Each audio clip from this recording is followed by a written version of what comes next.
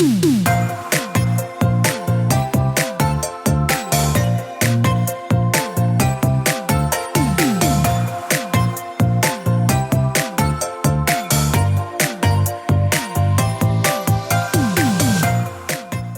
to the Plant-Based Podcast. In case you didn't know already, plants are amazing. You can eat them, wear them, drink them, nourish your skin with them, grow them, love them, and be inspired by them. So why not join us on the Plant-Based Podcast as we speak to the movers, shakers, and growers in this amazing plant world.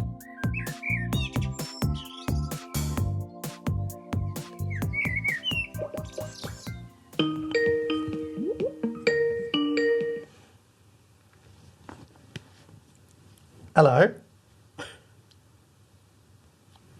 Hello.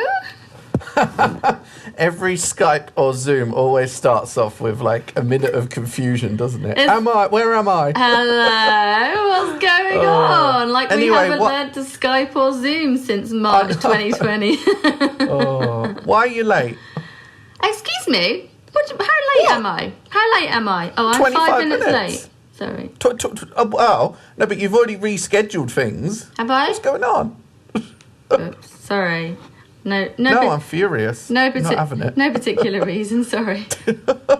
How are you? What's your necklace? Is it New York skyline? It says E. Oh, but it's the wrong way up. That's how it's looks meant like to be. W. That's how they're designed. Really? Yeah. Oh. So you can get these with all letters. So like the A would be upside down and one side of the A is kind of sticking up to the side and not attached to the chain. They're really cool. Okay, I'll take your word on that. You should do. They're proper trendy at the moment. Am I ahead of the trend instead of you? What? So basically you've only just got up because I can see your bed's behind you unmade. The bed is made, you cheeky monkey. Look, I've even got a throw. I brought a throw here because we're going to be recording for ages today and it gets cold. We've got snow today. Oh, I'm really jealous. I wanted snow. There was frost today, which is like obviously a poor man's snow. Poor man's but I snow. really want to, this is the one time, we could be happily snowed in. Because it makes no difference. It's like, hello. And also, they're going to shut the schools. Oh, they have. If it snows, it gives you some activity to do as well. Like you can build snowmen or you can have a snowball fight in your garden and stuff. Maybe I'll arrange some fake snow. You should. Although that wouldn't... You can't build a snowman with that, can they? No, you can't. But you should, just for fun, to make your garden look all snowy and beautiful. Ellen, it's so weird when you take your glasses off. It's like another person. Hello. You should use that as your alter ego. Evil Ellen and nice Ellen. And have like a signature nasty laugh or something. Do you know, I went to look at getting laser eye surgery done. This was quite a few years ago now, but I mean, I've worn glasses since I was 11, and I couldn't see before then. But when you're a kid, you don't know what you can't see. Do you know what I mean? And you thought the world was that muffled. Yeah. And I went to the clinic to get the consultation, and they put these eye drops in your eyes. Where for about 24 hours afterwards, you can't really see very well. It's so that they can study your eye better. And it freaked me out so much, that I couldn't see very well. And I thought, well, if something went wrong, that's what I would be like. Yeah. And I kept seeing myself in the mirror and I kept thinking, who's that? Oh, it's me. Yeah. I'm so used to wearing glasses. Because it changes all your contours. It does. It's really weird. Like, if I didn't have glasses, I'd need Botox. Oh, no. But I had no idea you had a nose. Really? It's pretty big enough. Oh, no, that's anyway, cute. There we go. Glasses are going back on in a second. I'm just doing my eye makeup. Oh, lovely. There you go. And Ellen, on a more serious note, how are you? I'm okay, thank you very much. How are you? The R has got like italics on it. It does, doesn't it? You can always Yeah. tell when someone's asking that question. Yeah, exactly. It's quite a skill, really, isn't it? Thank you very much for asking, because firstly, I think we should all be asking each other a lot more, don't you, considering what's going on and also in the world. So, I'm fine, honest with the answers as well. Lots of people ask me where I am about, what the rules are here. Well, we're actually on a modified stay-at-home order.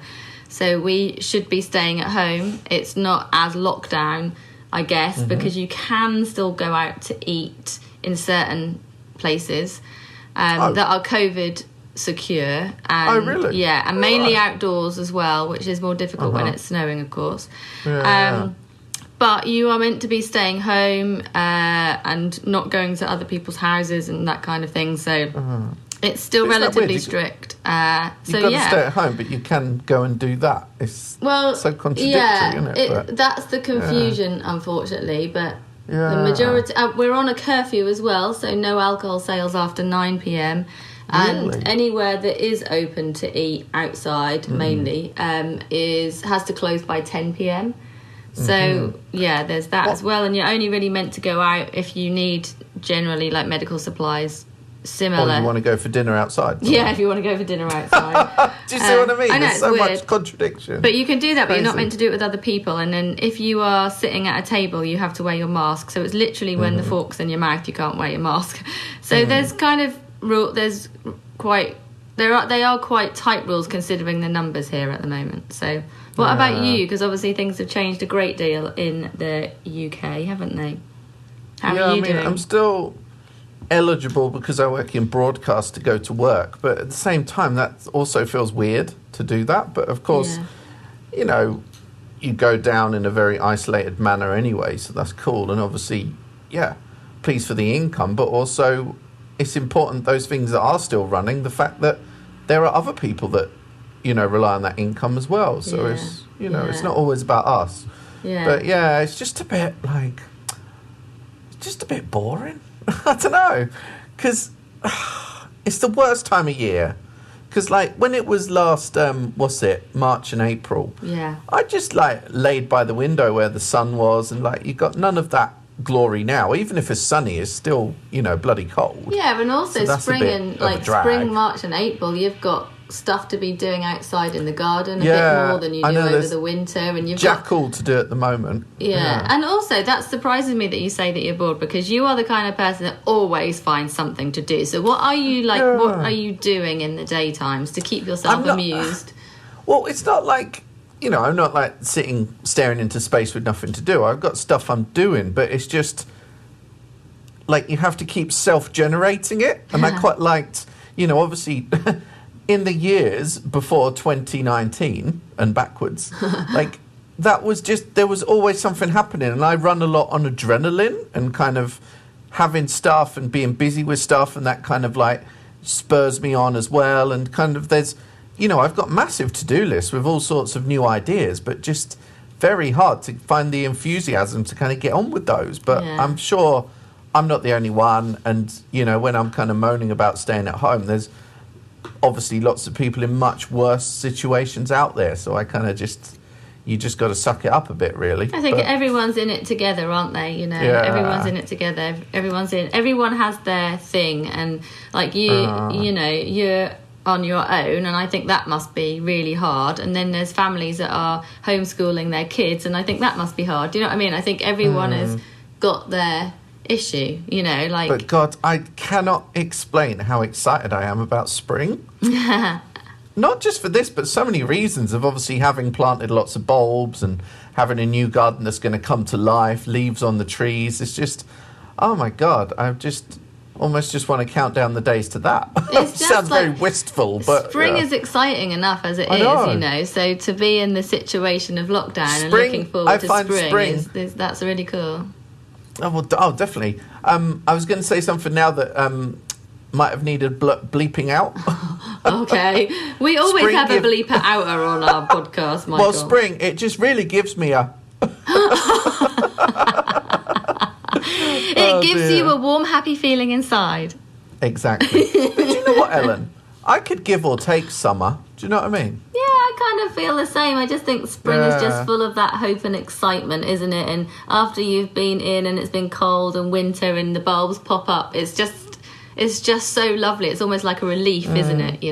Yeah, definitely. So. Well. Oh, I don't know. What are you doing, by the way? You're painting your eyebrows. Well, I'm putting some eyebrow pencil on my eyebrows.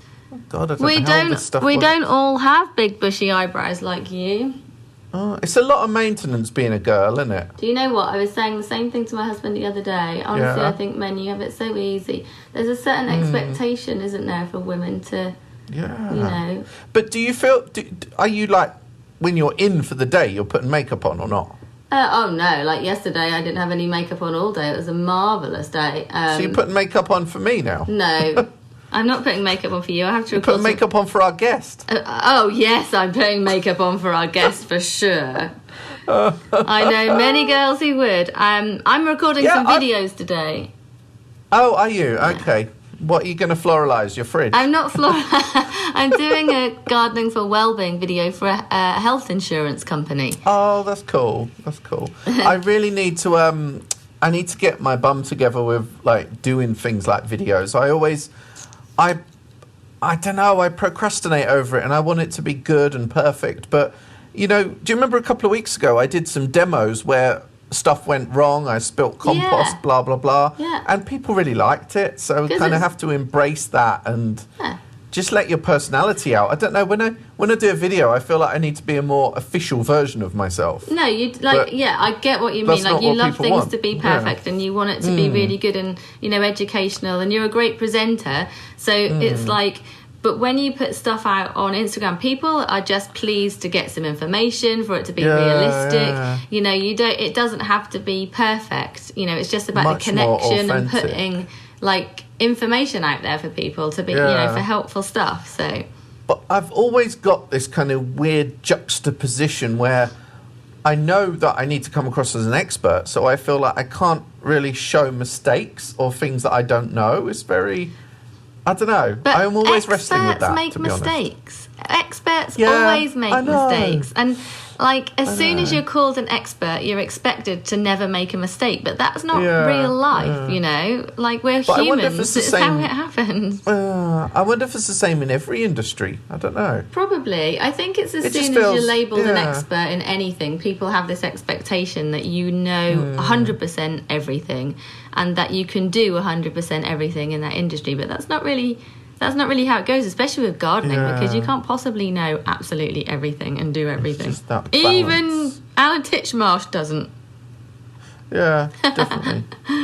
Okay, well, just to update everyone, she's now curling her eyelashes. This doesn't seem like a standard makeup session. This feels like you're really tarting yourself up, Helen. This is because I'm doing video.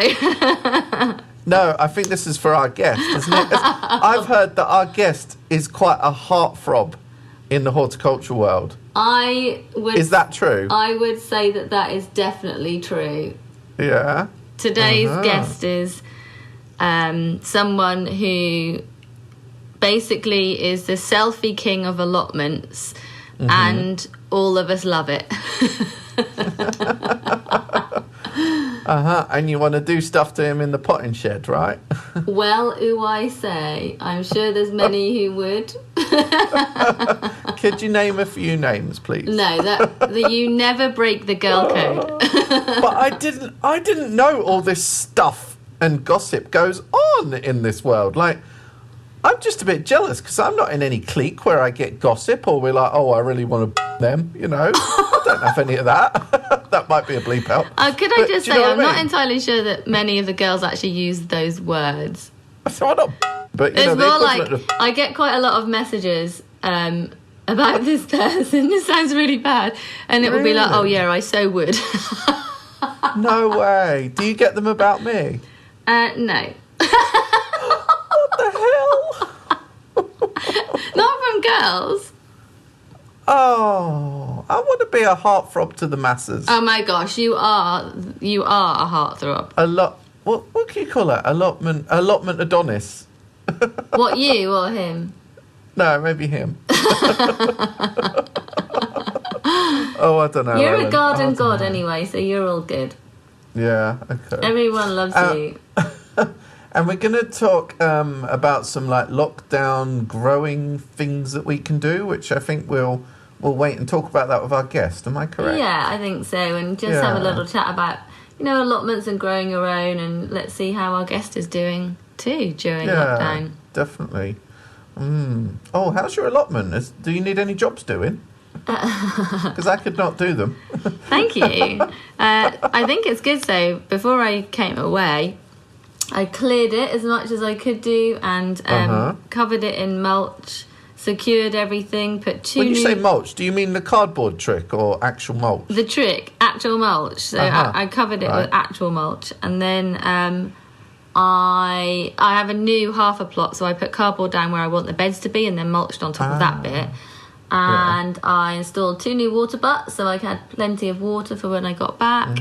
And yeah, I've got some friends in Norwich who I think have now harvested the remaining sprouts that were there. And so all should, fingers crossed, be fine until I get back in a few weeks, as long as I can get back in a few weeks. The sprouts are the ones I planted, aren't they? Probably. I did lots of greens, yeah. Oh, that's cool. Isn't that amazing? Yeah. Were they like real stems with sprouts on? Oh, yeah, that's what sprouts are. Well, I've never grown them. Okay. I've grown various vegetables and salad crops over the years, but never many kind of brassica things. Okay. And to me, it's amazing that a sprout can form. I know, it is incredible, isn't it? It looks so fancy. You know, but also, sorry, go on. Usually when you like harvest the sprouts, you can just snap them off the stem. So you have a really tall, thick stem and you just kind of snap them off. But you can also, if you don't want to keep going to the allotment, just chop the stem off and take the whole stem. And I love that. So you have the whole plant full of sprouts. I love that. It's like the best thing. It looks amazing. That's the way I would mostly see it harvested anyway, I think so. Yeah, no, you can leave it in the ground and then just snap off the sprouts. But yes, you did plant them. Thank you. If you're welcome to go and see if there's any left, of course. Quick recipe interlude. The other day, oh damn it, it's still in the fridge. It's probably gone off now. But the other day, I made Brussels sprout salad. Nice. And it was beautiful. It was a pig to obviously peel the sprouts because it really hurts under your nail. I don't know if they sell sprout peelers, but that would be a good idea. But you then peel them, you chop them, and then mix them with kale. And then you have like a mustardy kind of dressing. Nice, yeah. And you also mix in toasted walnuts and parmesan. Yeah, that sounds delicious. Oh, it was the closest thing to the, in Leon, the kale Caesar salad. Yeah, nice. It was really like that. It was, oh my God. Sprouts are amazing. I think they have such a bad rap because when we were younger, we had these horrible, soggy, overboiled, very sprouty sprouts, but there's so many more varieties now that are just a little bit more tasty, and we cook them differently, like frying them up. And we have below our apartment there's a bar called Carver, and they do this massive big bowl of salad, but it's full of like grains and beans and whatever, and they have these like roasted sprouts in it, and if one bowl is massive, so we tend to share it, we literally fight for the sprouts.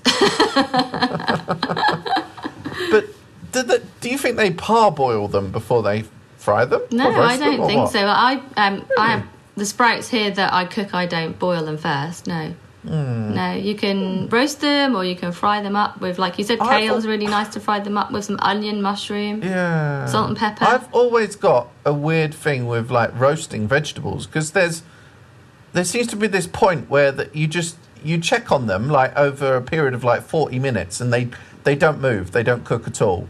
And then suddenly you walk away for 10 minutes and then you go back and they're burnt. There's this part in roasting vegetables where there's this tipping point, and I'm never catching the tipping point, and it drives me mad. I don't know the How answer can I to roast that. better vegetables? I need to ask a vegan. Maybe it's too maybe it's too hot. The oven's too hot. Let's ask our guest. hot. He does loads of cooking. Maybe. I wonder if I need a bain-marie. You maybe Is that a bain-marie. Is that the right word? A bain-marie. Is that the right word? Can I just show you my socks? Oh, Japanese, lovely. Oh no, they're not. It says vegan. It says vegan vibes. And it's got all it's upside vegetables down. on it. I thought it was Chinese. Kirsty from Japanese. My Little Allotment bought me these. My Little Allotment. She only did that so that you would give her a shout out. She's so tuned into this social influencing laugh. Oh dear. Very good. Oh, sorry, I've got another segue. Okay. Do you ever get sent a product and then like you're like, oh, I don't actually like that? How does one deal with that? Yeah, Not saying it happened to me. That's a good just question. talking. I think perhaps in the beginning when someone says, "Can I send you a product?" it's probably wise in some way to mention that you will only review it if you're happy with it. Do you know? true. You know, rather than I haven't had anything I don't like, or I've had things that have turned up that I've not been sure about because they're perhaps not vegan or something like that, and then I've had to say, I'm really sorry, your product's actually really good, but it's not for me. So maybe just like up front be like, I review a lot of products, or I get a lot of stuff, so it does, I have to be really happy with it to post it or something like that. Or the other thing that I find is stuff you have to make, and very often the instructions are just, oh my gosh. And I must, one of the two, I'm either extremely dumb or I learn in a specific way, which is by doing and kind of seeing it done. But sometimes you get like something to make, like, a cloche or something, and the instructions are written or something like that, and it's like, oh no, I just can't deal with this. So I would like these manufacturers to remember that everybody learns in a different way and kind of, incorporate that. Some will like written, some will like pictures, some will like a video, if that's then, a link to online, blah, blah, blah. That's quite a lot to ask. No, not really. I have a question for you, though. Yeah. Are you one of these types who refuses to read instructions? No, I will. No, honestly, I will read instructions. Okay. Like, you tend to grab everything and sort of half start not with instructions, like for maybe a half a minute, but then I would. But it's just sometimes these written instructions, I just look at the words and I'm just like, it's like a big blur. I got a mushroom kit the other day, mushroom growing kit, and it's so simple. And I had like this A4 piece of paper with tiny little writing, and the whole thing. I was like, this is way more complicated than it needs in to be. only to one grow, language. to grow mushrooms. It's like, all in Chinese. Oh wow, that's crazy. Very good. Anyway, do you think we should introduce our guest or get talking with our podcast guest today? What happens? Can we invite him in live, or how does that work? No, we can't, can we? No, we can't. Need to have a jingle in between. Yeah, we'll have to do an in between. We'll have a music interlude, and then we'll be back with our guest on today's podcast episode. Yes. Well, you should intro him because you're one of many that has a crush on him, not me. So go ahead. Shush. I'll intro him when he's in the room. Oh, okay. Cool. Yeah. Okay. Okay, so we need to sign off from our irrelevant chat. Now, what? Have you stopped recording?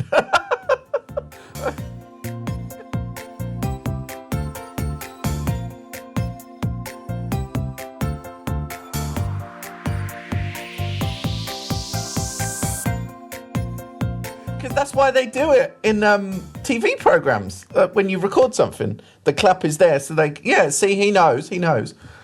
Well, yeah, but like, shall I tell you what, Michael? Let's clap. Okay. Everyone, are you ready? On 3, Cool. We're gonna clap. Cool. 1, 2, 3. We need to leave that in the edit, though, don't we, to be fair? Because that was an event. That's brilliant. Anyway. Morning, afternoon, wherever you are in the world. Welcome to the podcast. I'm so excited for today's episode because we decided to put this bonus episode together. We weren't ready quite yet to release Series 4, but it is coming soon.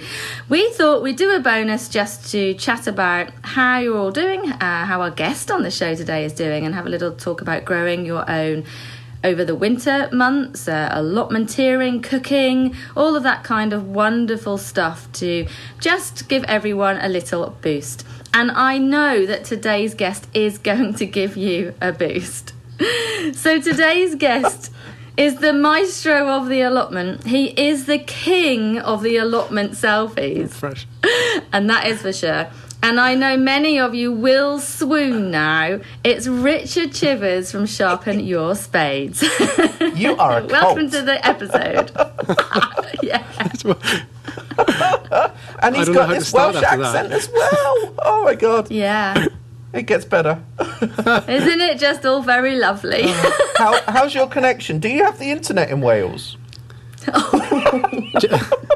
Just about. I mean, that's actually not that far from the truth, to be honest. My internet connection is a bloody nightmare. Whereabouts are you in Wales? So luckily, I'm in a bit more of a civilised area. I mean, I'm actually in Cardiff, so we have broadband and everything. Oh, that's cool. And I'm not being funny, but I was just going to say, Michael, you're in Ipswich. That's not much better. All right. That's true. Do you speak Welsh? Have I asked you that before? You have. Because I'm a South Walian, see, I'm not a fluent Welsh speaker, so I suppose I speak phrases and stuff like that, and read road signs and can say the odd word. But not a fluent Welsh speaker. Araf means slow, right? Araf does mean so. It's on all the roads. I've seen that on the road. That's the only words I know, ones that are written on the roads. Right, good night. Although I do watch Pobla Cum, which I think you know as well. You do. We talked about this before. Yeah. I told you what Pobla Cum means. Yeah. Oh, I knew what it meant.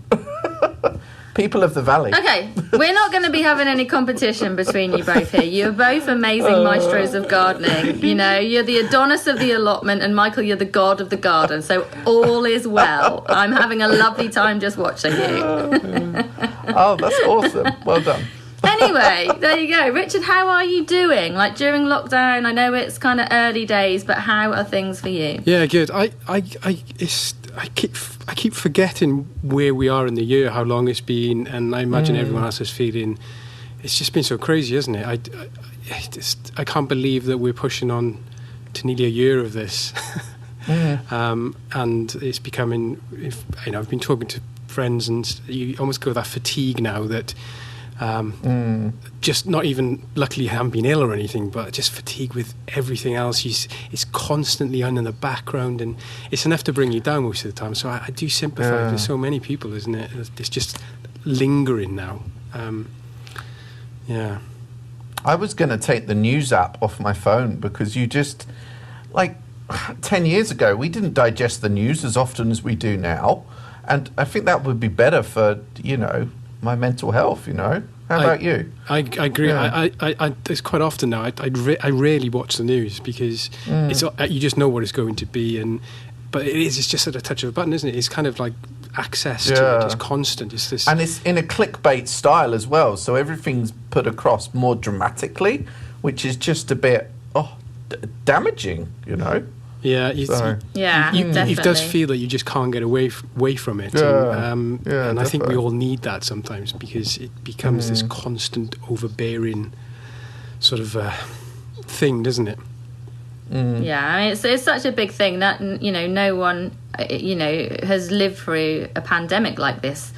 So it's all new, it's all big, every country deals with it so differently, it's messy, it's scary, people are losing friends and family, people are scared, for themselves and their family, and we all look for hope, don't we, at the end of the day, and the news doesn't ever seem to report anything positive, which is one of my main issues with any of the media. Yeah. At the beginning of the pandemic, all the way back in March, our media were reporting really well. There was about 2 weeks where it was really upbeat. We can do this. We've got this. We're going to da-da-da. And then all of a sudden it went down. And now, like you said, all it is clickbait. It's all negative. You never read anything positive. And there is so much positive going on in the world, at the moment too. Definitely. And you don't hear any of that. So I don't have any notifications on my phone. None. That involves the news, text messages, anything. I choose to look when I feel really mentally like I'm okay with absorbing some news or reading my messages. So I have no notifications on whatsoever.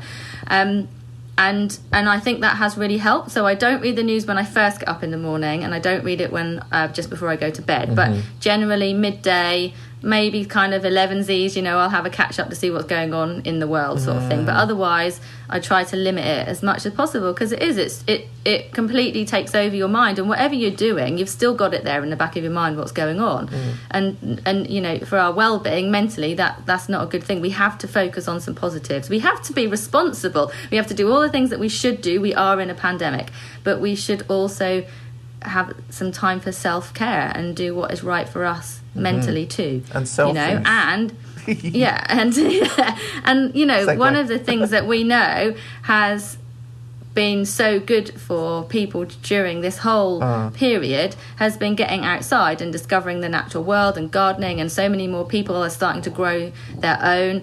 And I think that goes to show just how important it is for our well-being, like that intrinsic kind of link to the natural world in some way.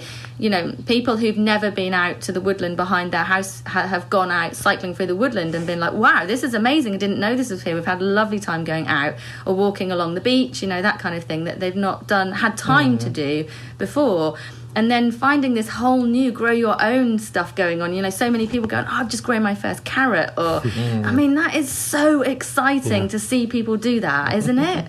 It's huge. And I think that I think we probably know what that experience has been like prior to the pandemic, the experience of having access to a garden and the allotment and just growing your own fruit, or even just growing a flower and watching it bloom, something that you grew from seed. It's just, I think I certainly feel that I'm quite privileged that I already knew that, but to see other people going to access that and want that in the pandemic, people who've maybe never tried growing anything before, and then you look at them and saying they're holding up carrots and stuff and saying it's an amazing feeling. Yeah, that's cool. And it doesn't surprise me. I've read a couple of articles recently about how the pandemic has forced everyone to become more aware of the natural world anyway, and not just it becoming more visible. Like some of the brilliant stories in the news is about seeing nature sort of like take back over control of urban areas and stuff. But it's also, I think, made people realise how much they miss it when you can't actually access it, and the restrictions about, you know, your movement and stuff is actually really preventative, and then people realise how much it's worth to them when they can't actually go out and do it and access it, and almost like take it for granted, which I think we've probably done for a long time. Yeah, I quite agree, definitely. It's so cool when you now see like people meeting for walks and stuff, and they're actually getting out there in nature, and they never did that before. But I have to say, all of that natural world, but I think technology has really kind of helped us through this in a lot, because it's actually given us access to a lot of things we didn't have before.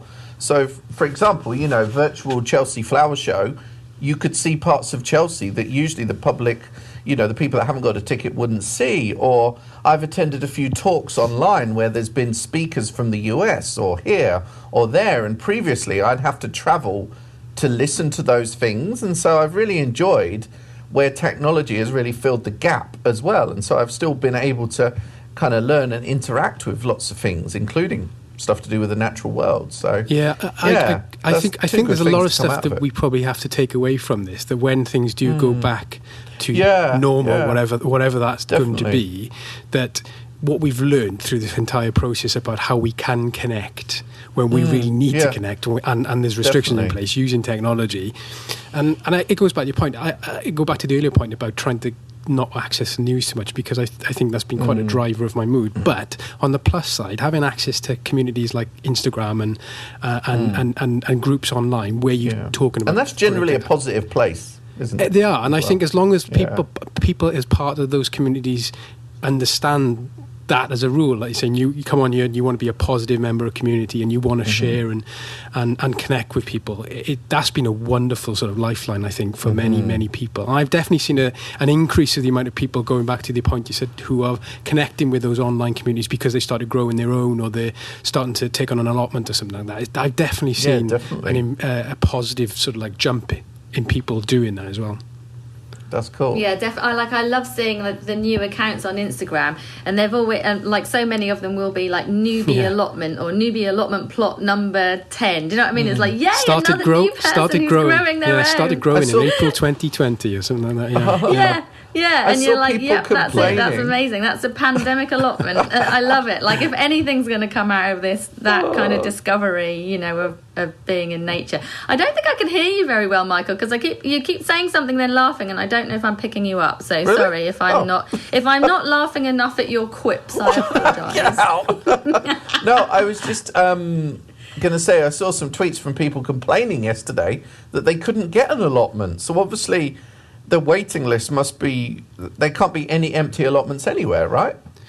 I think it depends on where you are, because there definitely are empty allotments in Norwich, and there's a huge waiting list. But I don't think it's always possible to get through the admin quick enough to allocate them and sort them. That kind of thing happens as well. Half of the plot that I took on, so I took on another half this year. It had been there empty for 3 years, right? And I kept looking at it thinking, why is no one taking it? There is, there's a list. That seems crazy. And they told me that they'd taken people to see it, but because it doesn't have very good access, people had turned it away and said, no, they didn't want it and gone back on the list again. So I took it. So, so that's why. Know. So it was offered, yeah. It was offered, but also, in especially urban environments, and actually, to be honest, some rural places as well, people keep their allotments for such a very, very long time, and they don't come up so often. I know, because having had allotments for quite a few years now, that I've been aware of the discrepancy in waiting times and access to them across the UK. I mean, in London, you hear people who are trying to access them for 20, 25 years. The waiting list is that long. Wow. Yeah, it's crazy. And whereas on the allotments that I've had my first allotment within 3 months. And my current one, which I took on about 4.5 years ago, I was accessing that within about 3 months. But there's some, even in a small city like Cardiff, and there's quite a few allotments across Cardiff, which is a relatively small city in comparison. Some allotment sites have closed their waiting lists because they're too long and there's people just the turnover. Our allotment in particular has been really, I'm really quite proud to be part of this allotment community because ours is quite, even when I came onto the site 4 years ago, it'd been really run down, and it's a site for about 75 allotment plots, and pretty much only about 10 of them were being used, and the site had overgrown. And over the 4 years, driven by actually some of the older members who've been there a long time, some of them 40 years, they decided enough's enough, and they've cleared it and slowly brought in people over the last 4 years. But in the last 12 months, all of them have been filled, so the entire site is now being used, and I think that's cool. Brilliant, because also it's just about as having access to this site, but also I think there's such important places. I mean, we see all last year and the year before, but the year before the pandemic, there were so many allotment sites that have been taken away and lost, and I think that was such a tragic sort of like situation. So it's so important to get people on these sites and getting them used and access, because it makes it much difficult then for local authorities to say, well, that's a piece of land that we can give away and sell. But that's a good point that you just made there, bringing it back to the Instagram community. There's been a couple that I noted, probably I think it was last year, where they'd put their petition to keep their allotment site open because the sites were going to be sold to developers. And they put their petitions online, and the Instagram community came together and got those petitions signed, and both of those sites were saved through everyone on Instagram getting behind them and signing those petitions, and that's how important it is. Yeah, I recall the same ones. I think that you're thinking of. I think that's another thing that Mike said, is that having that community is you can share those kind of shared interests and get people to support each other and stuff. It's fantastic. Yeah. Tell me, because I did zero research, how many plots do you have? And do you grow at home as well, or where do you grow? And how do you manage all of that? I only have one allotment at any one time.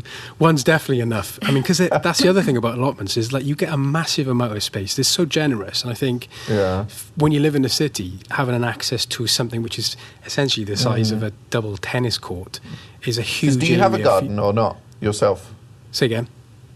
Do you have a garden yourself then? Yeah, only a small one, because I live in a terrace, and we have a small back garden, and I don't grow anything as such. We have a small lawn area for Ava to play, and then two beds with things like Hebes and stuff in them, and then I have a wooden greenhouse which I use to propagate all the seedlings for the allotment. So then I have the allotment and the polytunnel all in one place.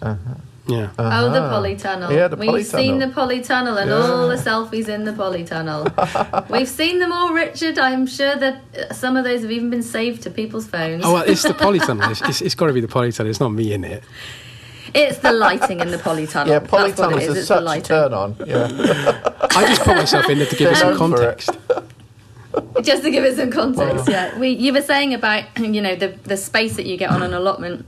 lots of the plots on our site are actually halved so that more people can take a plot. So, and actually sometimes the full-size allotments are actually quite a lot for some people to take on. So there is a mix. There's some full allotments, then there's some that are half and half. So when I took mine on, I waited for this one in the city. Actually, interestingly, the one in the city was 6 months, but the one I had in the rural environment earlier on was 18 months I waited for. So this one was 6 months. I got half a plot, and then I took on this other half a plot that no one would take on for 3 years, just at the end of last summer. So I have a full-size allotment, but they're separate.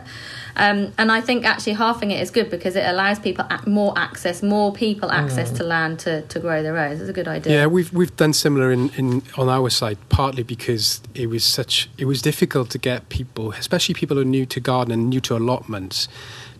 When you look at a full-size allotment, it's huge, and especially when it's overgrown, it looks even worse. And you're thinking, how can I possibly manage that? So absolutely, I think breaking them down into half plots has definitely worked. And one thing we're also trying is we've got a community orchard, which is fantastic. We've just planted an area of wasteland down there with fruit trees. And as we've landscaped that, we've also created even smaller plots, almost like miniature gardens. And that's going to. Goes back to your point earlier about the administration, the burden of getting people through the waiting list. What we're trying to do is separately through the local authority. So if we manage it, and what we do is bring people on, let them have a little bit of a garden. They can try growing some seeds of their own. If they like it, then they can say, well, do you want one of the half plots, the bigger plots? And I think that's going back to the earlier point is saying I think the way allotments across the country are usually managed, particularly if they're managed by the local authority, the administration stuff can be an absolute nightmare to get through, and you get into this vicious cycle of where people who have to be given 2 months to get off the allotment because they haven't been using it for 6 months and it's already overgrown. By the time you get them off the plot, you've then got someone coming on, and you never get out of that cycle where you've got this constant. It's worse than houses, isn't it? That's crazy. Yeah, it is. It really is. Just going back to you had an allotment before. You've got this allotment now. What got you into growing your own food in the first place? How did that all happen for you? Why did you decide to do it, or have you always been doing it? No, this is I took on my first allotment in my mid-20s, and I'm about to turn 40. Right. Are you? Yeah, in May. 40 this year. Would never have known. Oh, no, I would. I recognise he's the same age as me. I agree. So, and in my mid-20s, I did no interest in gardening at all, which is interesting because my grandfather was a market gardener. And before I was born, but when he retired, he took on like a 1950s semi-detached, and they turned the entire garden into a vegetable patch. So I have really vivid memories of growing up, going to my grandparents for dinner and stuff, and playing in the vegetable patch and the glass houses and stuff. Same. But it didn't rub off on me, and I just didn't have any interest in it until my 20s, and I was interested in food, and I was interested in cooking, and I don't know, when I bought my first house, I didn't have any kind of back garden as such. It was like a grey, paved, concrete slab, tiny thing. But I did have a little mini greenhouse. And I can't even remember how I got them now, but I ended up with these tomato seeds. And I thought, I'm just going to give this a go. And I had no idea what I was doing. But wow, cool. I think, when you see those seeds germinating and you take on responsibility for them, and then they grow bigger, and then you start producing flowers, and then you actually get to taste these fruit at the end of it. That was addictive. That was it. There was just like a flip where I thought, I've got to do more of this. And pretty much after that, I put my name on the allotment site and went from there. And I've never looked back. It's only got increased. It all started with a seed, hey? And when did you start on Instagram then? Well, that's another thing that's weird, because I think I felt like especially when I took on the first allotment, there was just loads of old people, and that's not and this wonderful, wise people that I've learned a lot from. But I think I felt a bit of disconnect from what I was doing. And I think what you learn is when you come onto like social media, especially like Twitter and Instagram especially, there's like this thousands of other people who are your age who are also interested in doing it. And it's you don't like a feel revelation, isn't it? Yeah, you don't feel left out then. You don't feel like you're a bit of a, a loser or something. Same for us. Yeah. Oh, that's really cool. I had the same feeling when I took on my first allotment. It was like a village in Norfolk, and I decided I wanted to grow my own food rather than just down the back of my garden. So I put my name down. 18 months later, I took on the plot. It was all older generation who are full of information and knowledge and experience, and it's great to learn off them. But to begin with, it was awkward. I was a young female, the only young female on the plot. I had quite a lot of looks as if to say, well, what are you doing here? Yeah. I'd salvaged some wood and to mark out my beds, and my stepdad had taken it down the plot for me on his van, and so he was lifting it up the path, and another guy from the plot didn't see me behind him, and he said to my stepdad, "Oh, these young'uns, they just spend all their money, don't they? Don't they realise that they don't need to do that?" He said all this stuff, and I'm standing there and I'm thinking, well, it's all salvaged wood. Yeah. What do you mean these young'uns? Because I don't know how to grow, or so I felt like very awkward then going to the plot for a little while, and I felt very like, what does that mean, that they don't have any faith in my growing or whatever? And behind my plot there's a big field, and after my first year, when you get to November and you have all that, it was early November, and you have all of an abundance of seed heads, and the cosmos was still flowering, and some of the dahlias were still flowering, and the plot was actually looking really, really good, and I'd had a really productive first year there. And I painted the shed. It was blue. It was the only blue shed on the whole plot. Yeah, you could just imagine, can't you, all of that.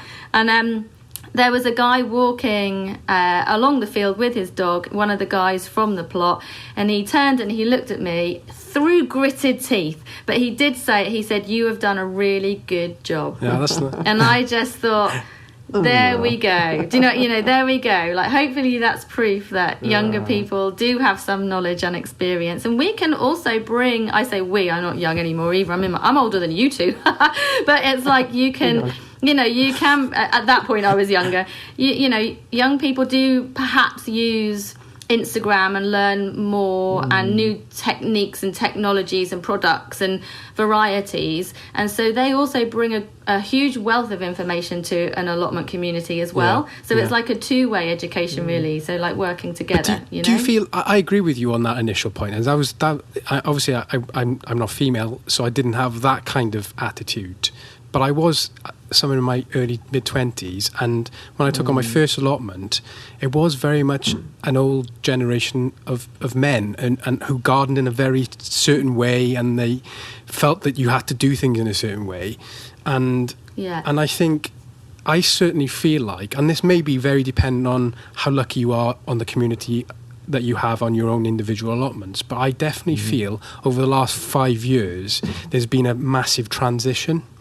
And I love now that you can go on my plot, for example, there is this mix of generation. There are women, children, all access in it, families, single bod, students. There's this cross generation and cross community of people gardening, and I always like to think that they can be such a positive place.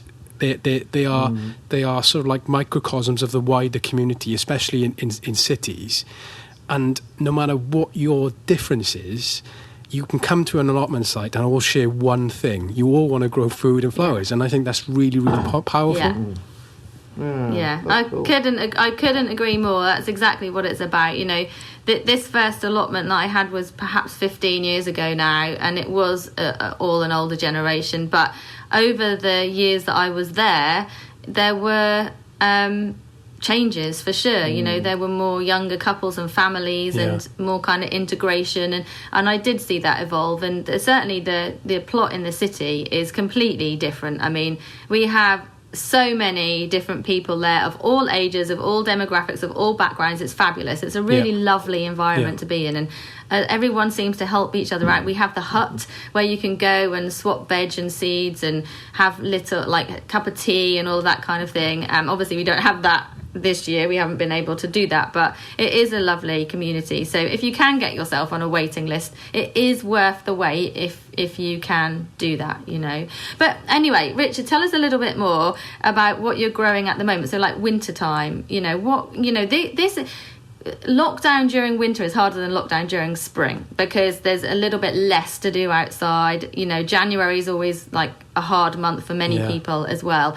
What kind of things can we do at this time of year? Like, what are you growing at the moment? Well, there's funny enough, I've spoken to a couple of people about this, and I think I've certainly learned to embrace the winter months as being really they provide such an opportunity for you to get ahead in the garden. And I'm still amazed. People don't realise that at all, do they? Yeah. I'm still amazed that even on our site, people seem to disappear after the autumn. Yeah. And then turn back up in the spring. And I'm thinking, actually, I've learned over the years that this is the best time to be there because as well as all the stuff that we grow in, but there's the preparation. So, and it's so much easier because I always go through this phase. And I've got to admit, in the summer sometimes I feel a bit overwhelmed. As much as I enjoy it, but as well as all the better chores. To get ahead. Yeah, and as well as in the summer, you've got all the crops coming out, you're fruiting, you're picking the lovely stuff, but you're also having to contend with all the damn weeds and maintain things and water things constantly, especially in a dry summer, and it can start to feel a bit like a chore. Whereas now, this goes back to the well-being point, is that I have an outside space that I can access in winter and get the benefit of being outside and still have contact with the soil and feel that experience. So at the moment I'm going down there, and because I know you're the same, and I'm no dig, so I'm putting compost onto my beds. I'm just keeping on top of the weeds if there's any there. I'm putting wood chips down on the path. I'm repairing any of the timber frames on my beds that need a bit of replacing or anything like that. I'm also creating more beds as well because I've still got a little bit of the area of the plot that I've got. I want to create more beds and I put a shed up as well because I haven't got a shed. But yeah, in terms of growing, well, there's things that have been growing back in March. The parsnips, celeriac. There's the brassicas that are just they're just traditional sort of things, obvious things that I think people should be growing because they're just fantastic to have in the winter. And they're a lot of effort because you sow the seeds of a parsnip in March. You don't get to see it until like November when it's been in the ground, taking up that space, and then I think it's at its best after a frost anyway. Definitely. Celeriac is an absolute brilliant crop. It's the first year I've ever tried growing celeriac. It's the first year I've even tasted celeriac. You know, I've walked past them in the supermarket aisle so many times thinking, what the hell is that? And how do you even eat it? I thought, I'm going to try it this year. And oh my God, it's just one of the best root crops I've ever tasted. It's just fabulous. Is it easy to grow though? Like, how long's the season of growing? Well, this is another one. It's a bit like parsnip. They take forever to germinate. About 4 weeks it took for my celeriacs. I almost gave up on them. But when they come through, and once you've planted them out, they're pretty much low maintenance. I think you just have to keep them well watered, really. But other than that, they don't need anything. Cool. They just grow. They don't need anything. They don't, like if you have a dry summer, then yes, keeping them watered is the best way forward. But otherwise, you don't need to do much. And when you harvest it, I don't know. There's something about a root veg. You know, when you lift it, do you know, when it's like, sexy. Wow, like I sowed those seeds back in May or whenever it was, and it's taken all these months, and I've been patient, and I've nurtured it, and I've watched it grow. Yeah. And then celeriac, when you chop it out like celeriac salad, like, is just so delicious. It's the smell. It's the combination, I think, of the smell. When you pull a parsnip or a celeriac or any of the root veg going into the winter, and you pull it out of the soil, and it's got that smell to it.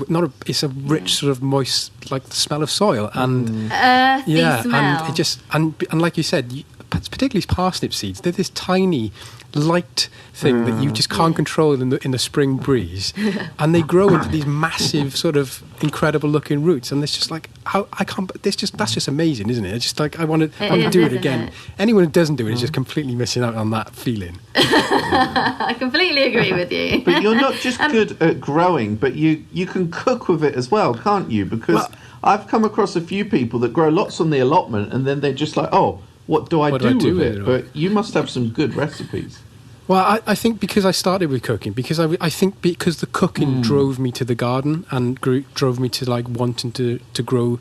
I think that's the thing. If you enjoy cooking, then you will definitely enjoy growing veg, because it opens up a whole new varieties that you probably didn't even know existed. I mean, you think about it. I mean, just think of tomatoes, for example. You go to the supermarket, how many different varieties of tomatoes do you actually see in a supermarket shelf? Yeah. Whereas if you grow them in your own, you're actually spoiled for choice. And I struggle because I'm thinking, well, I can only grow a certain number of plants inside my polytunnel every year. How on earth do I decide what I'm going to grow?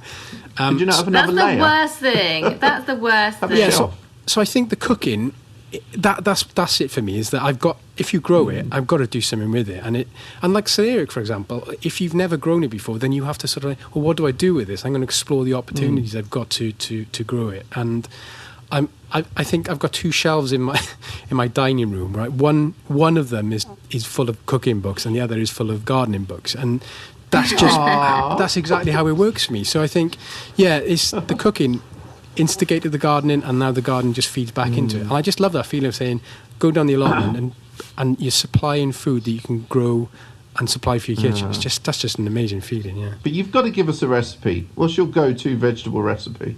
Well, you must have a signature dish. I don't know if I have a signature. I think one of my favourite things is tomatoes. When you get, I mean, they're fresh, but also I love making sauces from them as well. And this was a big year on chutney making as well. Hey, Ellen, we should play a game and say a vegetable, and then he has to tell us how he'd cook it. Okay. We can do that. Right, you go first. I'm not going to... I know what you should ask, because we had a conversation earlier on about it. Yeah. Don't forget. What if I don't grow it? We had a conversation earlier on about... Oh, no, you will. You will, Richard. This is a good one. We had a conversation literally today, Michael, about a vegetable, about roasting. Oh, yeah. Well, generally, I have a roasting vegetable question. But first of all, let's play our little mini game. So, right, quick fire. Okay, so sugar snap peas. Oh, they just have to be eaten raw in a salad with just an olive oil and balsamic vinegar dressing. I think that's nice. The only way to eat them. Okay, Ellen, your go. Butternut squash. Oh, roasted. And I think butternut squash makes the best soup. It just needs to have spices, either cumin or something. Or I love applying heat to it as well. Anything like chilies and stuff, which is just fantastic. Or they do also make a really good flavoured ravioli. If you make your own pasta, you can That's advanced. again season it with the chilies and stuff, and then put it into pasta like a little mash. Again, it's just fantastic. Yum. I think pumpkins and squash are the best thing to grow anyway. And No, me too. I love them completely, Natalie. Have you ever grown salsify? No. Apparently it tastes of oysters. I've heard Try that and grow too. some this season. Yeah. It's like a weird parsnip, and it's got a sister called scorzonera, which has got a black outside and a white inside. Yeah. You never see those in Waitrose, but yeah. So I'm not going to ask you how to cook that, but I am going to ask you what you would do if somebody placed in front of you a purple carrot. Purple carrot, yeah. I mean, what would I do with purple carrot? Good question. Yeah, what would you do with a purple carrot? That's the thing. That's the thing. Purple carrot cake. I think that's the other benefit, is that when you grow your own and you get like varieties and different colours and shapes, you can do the same stuff but add like interest. So you could even have like grated carrot on your salad and it's purple, and you're thinking, well, that's just incredible, isn't it? Or like a carrot and coriander soup, but it's purple. How cool is that? Yeah. Ellen? Yeah, I love that. You're right. Like, I love seeing that. I've seen on Instagram those trays of carrots where people have harvested like all the different colours, like white, orange, purple. They just look so cool, and then they're roasted with herbs sprinkled on top, like with some olive oil and some herbs, and they just look so inviting. Like, if you don't eat veg much or you don't even like carrots, how can you not give that a go? Definitely. You know, it just brings so much interest to the plate, doesn't it? Okay, well, let me have a think. What would you do with... Okay, raspberries. Oh, I've got to admit, right, there's a couple of things that actually never make... Don't cheat and tell me that you eat them before you take them home. That is true. Damn it. Yeah, so raspberries, it's like a lot of the fruit. I'd eat fresh, and I just think that they're best like that. Don't do anything with them really, but but I think what growing your own fruit does for me is it gives you opportunity to make sort of like preserves with them, and I really enjoy that aspect of it as well. There's only so much you can do with fresh fruit and vegetable most of the time, especially if you've got a space like an allotment and it's just for your one household.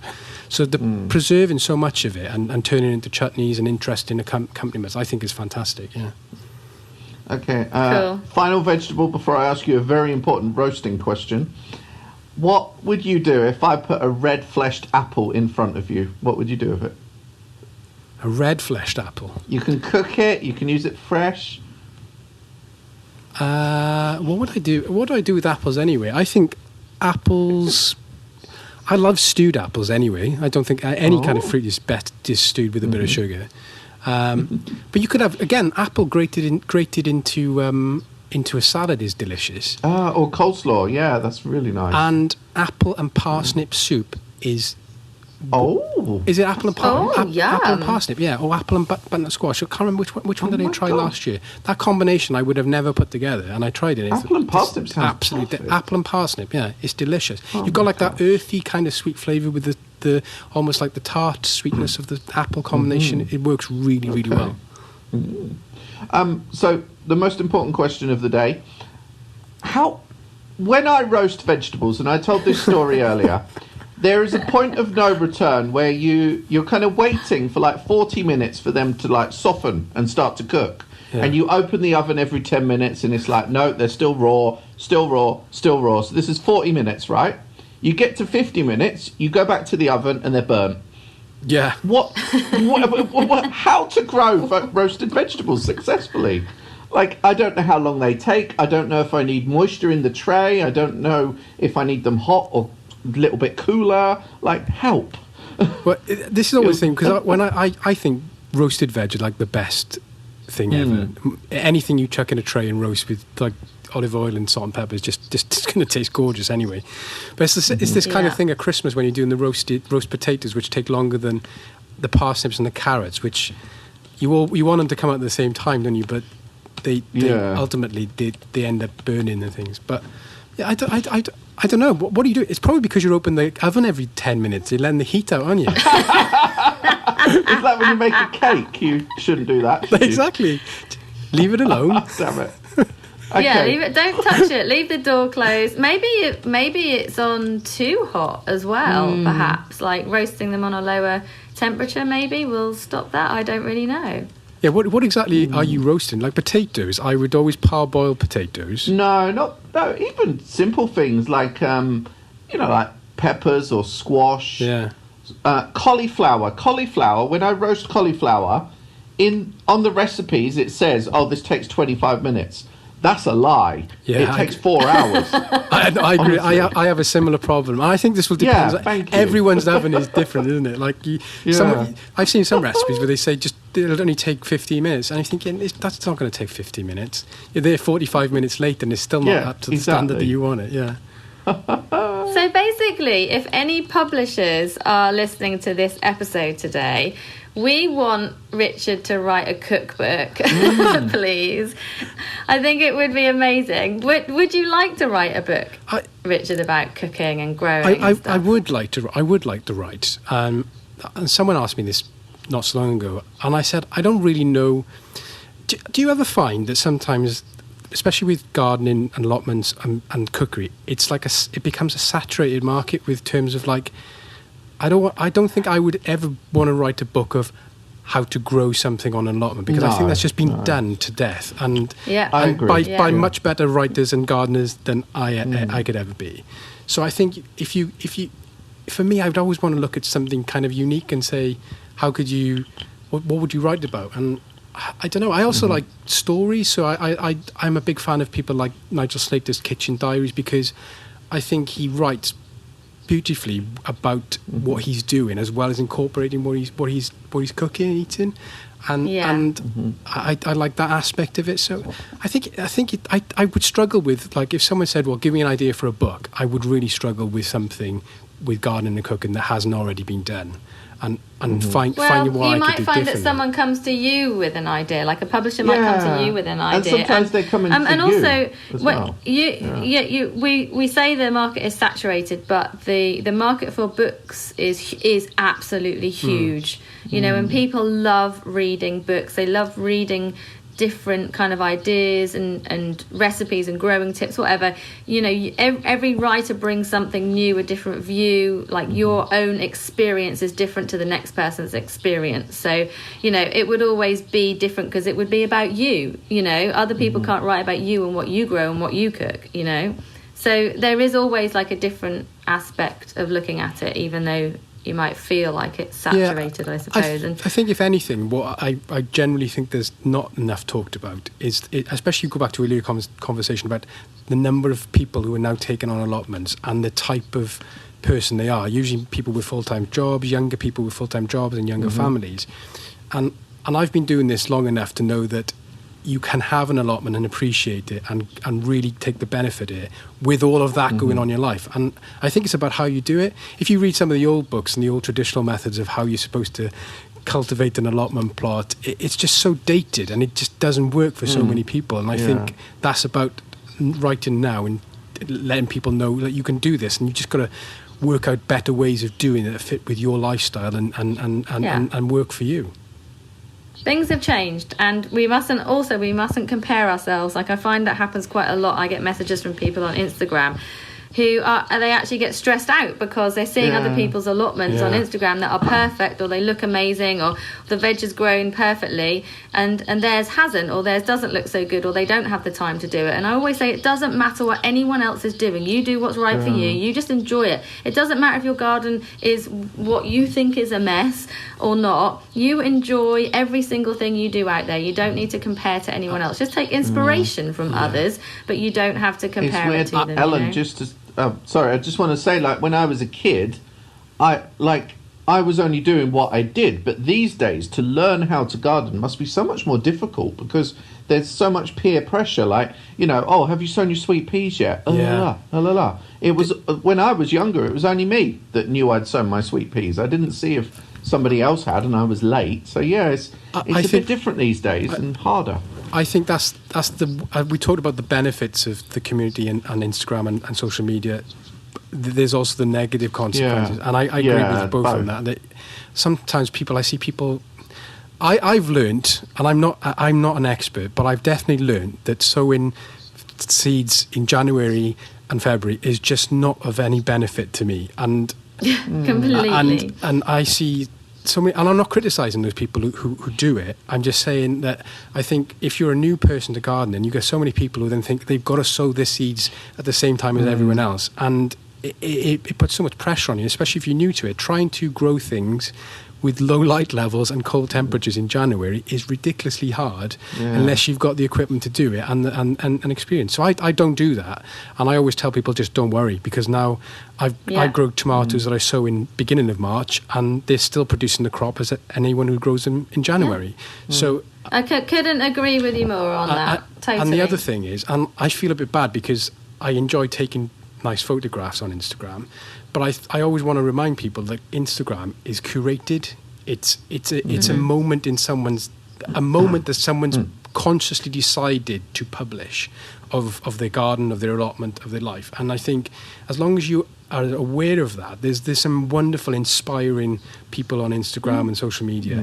But I do see there can be some really sort of like negative consequences of people feeling they're missing out, they're not doing things right, or their garden doesn't look the same as so-and-so over there. And you kind of have to tell people, look, everyone's going to be in the individual set of circumstances, and as well as the people publishing those pictures and stuff on Instagram, I think they have to be aware of it as well as the people who are looking at it. So definitely a balance. It is. It's like enjoying it, be inspired, be educated, meet people, but don't compare. Go at your own pace, do your own thing. But the thing what you're saying about seeds, I 100% agree. Like, I don't even look at sowing seeds until March. Nothing gets sown until March. I do some microgreens over winter sometimes just for something to do, but nothing gets sown till March. I didn't even plant my runner beans out until like late July, and I had an amazing crop of runner beans.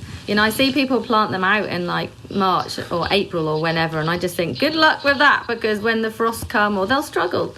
Just take your time, be patient, enjoy the process, and each to their own. And everyone's going to be different. We've all got different microclimates across the UK as well, and I think that's something you just learn from experience as well. So making direct comparisons, because the seed packet says you can sow these in March, is just not necessarily the best thing you should be doing. And I think that's the kind of education people need to have when they come into it, is that people need to be aware of what they're putting out there as creators and photographers and gardeners, as well as new people coming and saying, well, I don't really have to be comparing myself to this completely. Completely. And enjoy it. Enjoy it. Like, the main thing is that you should enjoy gardening and growing your own food. So thank you so much, Richard, for coming on the podcast today. It's been a lovely chat. Well, it has hasn't been it, nice to have a conversation on a Friday. Thank you. Friday afternoon chat about gardening, growing your own food. That's absolutely perfect. Michael, you look like all the lights are turned off. I know, but the problem is all my lights are like trucked up to like apps now, so I have to say, hey Siri, evening lights.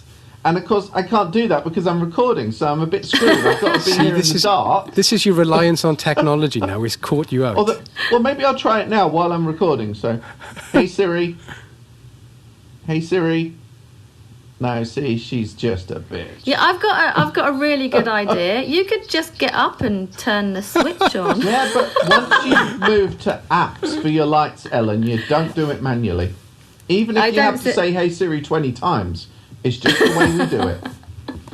Anyway, yes, I hope Siri works for you. So, Thank you so much, Richard, Thanks both for coming on. Sorry.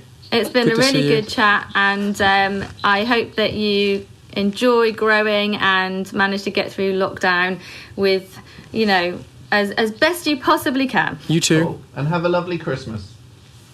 Lovely Christmas. Oh my gosh. Please. This is a very definite January day. Anyway, bye guys. It's been lovely chatting with you. Cool. See you later. Thank you. Bye-bye. Bye. Bye. Bye.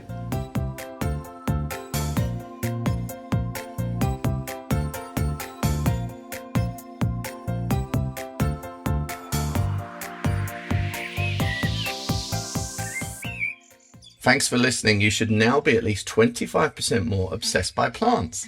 Please follow us on social media. You'll find us by typing in The Plant-Based Podcast. We also have a fabulous website. Go to theplantbasedpodcast.net. So tell your friends, leave a review. Why not write a letter to your local MP? Please spread the word about the Plant-Based Podcast. Oh yes, see you next time, plant friends.